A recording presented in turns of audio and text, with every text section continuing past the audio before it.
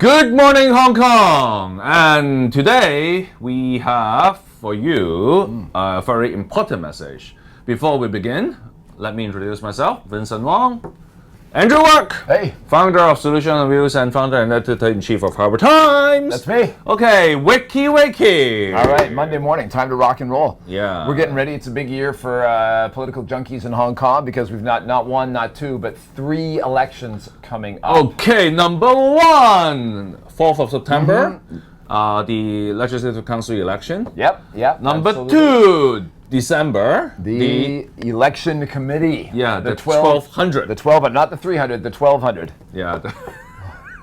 I'm a big fan of the movie. Yeah, but they have 4 300, right? 4 300s, that's in right. 4 groups. 4 sectoral committees. Maybe they'll all take their shirts off and go to war, God help us. And then, by the last week of March, then those guys will get to vote. The chief executive election. The chief executive. So the thing about all this and what's happening today, why are we talking about it today? Well, today LegCo is going to be looking at the rules and regulations surrounding the Electoral Committee. Yep. So there's a lot of questions. There's a lot of things out there kind of in play right now. And when you look at the agendas, you're like, oh, it looks very dry, detailed, technical. Then you delve into it and you're like, oh, right, that headline issue.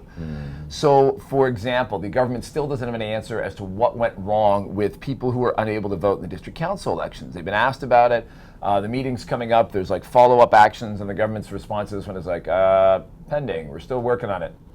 It's been a few months since the district council elections. Like, when were they? They were, what, back in October?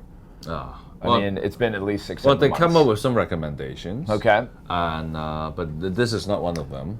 Yep. And they still owe us a report on the key. Yes. Remember, one of the stations lost the key in the district council election. Yeah. So still no report on that. Yep. Still no report on this. Or still drafting, according to bureaucrats speak. No. So, okay. So we're still waiting to hear on that. But then there's a couple of others that are kind of interesting, things that I think have been bigger headlines in the news.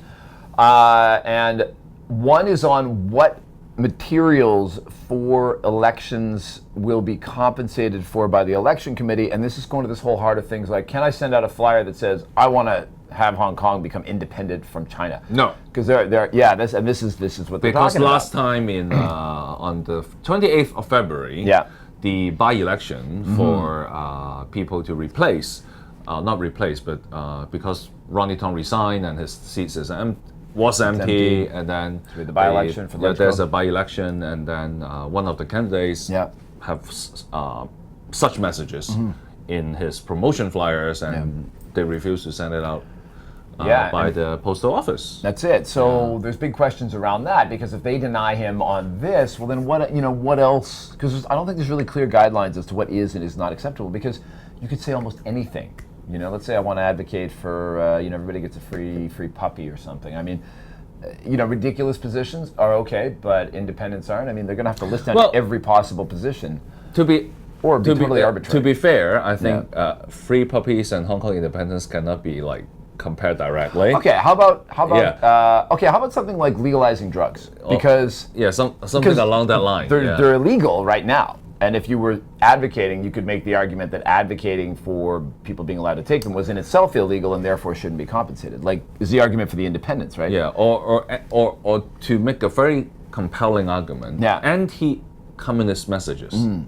Or anti-communist messages. We're not talking about Hong Kong independence, but what about any anti-communist messages? Yeah. And I'm pretty sure... Targeting specifically to the mainland authority, what would happen? You see? I don't know. Yeah, would that be... Because I think... I'd be interested to find out, my assumption would be that previous election campaigns, kind of some of the pro-Democrats would have heavily criticized the Communist Party, and it would have been allowed. Yeah, but just off my head, they can actually play around messages like this. What if they have something related to Tibet? Right.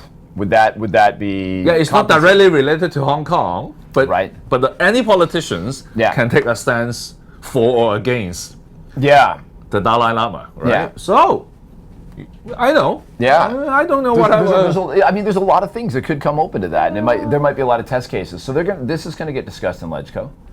And then the only other thing that I'll touch on before we go is the issue of they've been asked to investigate kind of what's going on with old people in recruitment of the elderly on voting day. So people get concerned. It's really funny because from where I come from, this is normal politics. Yeah. Basically, it's called get out the vote efforts. And GOTV. Yeah. I mean, and like elections hinge on this. So people are objecting to the fact that particularly the DAB will go to the old folks' homes and like help people to go vote. Yeah, even Obama did that. Everybody. I mean, yeah, other democracies is considered completely normal. But so they'll help them to register, and then they take them down. And then typically the pandems are like, "What is going on?" These. Did I tell you? There's a couple of assumptions. Did I tell you okay. I actually saw Obama the night before he became president. Carrying people down to the voting polls? No, I went to the States to cover the election. Yeah, I remember, Yeah, not the last one, but... The first time he got elected. Yeah, the first time. And he made his last campaign speech. Yeah. It's about going to an elderly homes. Oh, That's where he started his campaign trail. I mean, this so, is so normal. So why is there a problem here? So the thing is, if you're helping people get to the voting booth, as long as they are alone in that voting booth, right, with no mobile phones to take a picture of the ballot, then it's secret ballot. And that's why we have secret ballot. The only thing where, you're like, okay, here's where they might have it, is if you have people who are not mentally competent. I think making the argument that going to the elderly homes is tantamount to saying that all elderly in elderly homes are not mentally competent. And do you really want to make that argument? No. I don't think so. No. The question is, are they somehow able to get to people who have Alzheimer's or other mental impairments where they might not be of completely sound judgment? Are they somehow getting to those people? But on the other hand, you then still have to get them to the voting booth, and then you have to get them to vote for you when they're alone in that booth. And if they're not mentally competent, how do you know that's going to happen? So I think the objections to this are a little bit overblown. I get it's politics, and you got to criticize what the other guy does all the time.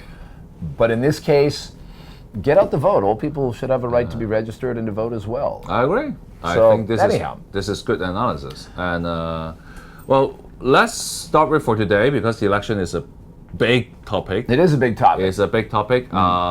This week, the mainland senior government officials is coming. Actually, he's coming tomorrow. Yep. So I got beers chilling in the fridge if he wants to drop by.